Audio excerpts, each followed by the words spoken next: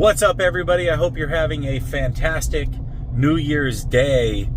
And I had this crazy idea floated to me by my guy David, who I do the post-game shows with. And it's an idea that I really, really like. So, hear me out. I have been very clear that the 49ers should not move on from Brock Purdy. He is very inexpensive next year. He's a starting caliber quarterback in this league, and I think they can win with him on a very, very cheap contract. Now, I've also said don't pay Brock Purdy. The hard part is like, what is the long-term answer? And that's what makes this really, really tough. Now, a lot of people will push back with that long-term answer thing and say, hey, listen, what are you going to do to replace Brock Purdy? And I've always said it's not about finding somebody better than Brock. Of course, if you're going to pay big money to somebody, they've got to be better than Brock. But I think it's about finding somebody that's at least 85% as good as Brock. And if you can reset the clock on paying somebody while they're 85% as good as Brock, I believe that that's worth it. I mean, if you can have somebody at a couple $1 million that's 85% as good as Brock and pay a bunch of people to be really good around them, I think that's a winning formula. Heck, we've seen it with Jimmy Garoppolo, who's, I would argue about 85% as good as Brock. So, there is that option potentially out there. It came out today that the Minnesota Vikings will have a lot of interest from other teams when it comes to J.J. McCarthy if they decide to keep Sam Darnold. They're saying that if J.J. McCarthy had come out in this year's draft, he'd be the number one quarterback prospect. So, David floated out, why don't the 49ers kick the tires? While you are here, make sure you show love to the sponsor of the channel, Underdog. Link is in the description, promo code LSS to get your deposit match of up to $1,000. They have so many crazy promotions going on right now when you use my promo code. You got deposit matches, you got free plays, you got bonus plays.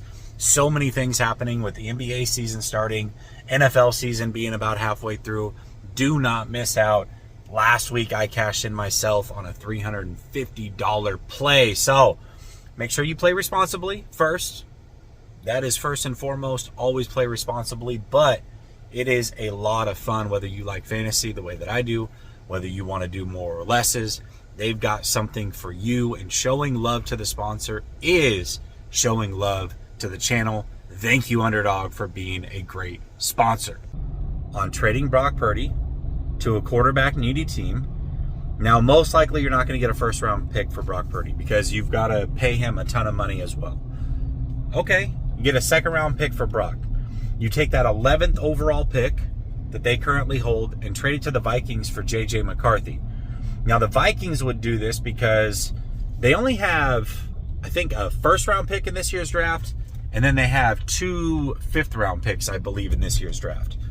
So they could use the extra capital. If they're going to turn it over to Sam Darnold anyways, then moving on from J.J. McCarthy would be the smart thing. Now, I don't know how good J.J. McCarthy is going to be in the league. I'm not saying he's going to be better than Brock Purdy, but he might be. And even if he's not, like I said, 85% of Brock Purdy at a fraction of the cost is brilliant. The other thing about this draft, from everything I'm hearing, and I haven't done a deep dive into the prospects or anything like that, but the other thing I'm hearing about this draft is that there's not that high-end top-tier talent. So the 11th overall pick in this draft holds a lot less value than, say, last year's draft because of the prospects that are in it. So if that's the case, and you can trade the 11th pick for J.J. McCarthy and then get a second-round pick, a high second-round pick from, let's say, the Saints or the Raiders for Brock Purdy, now you're talking.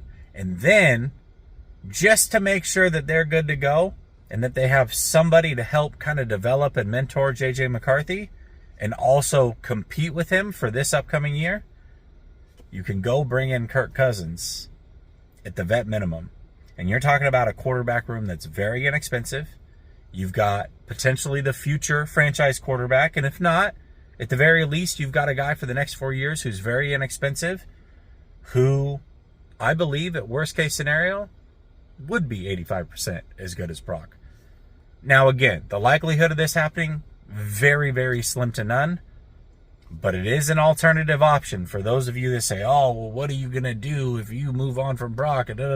Again, I haven't said to move on from Brock. To me, just make him play out his deal. Figure it out after next year.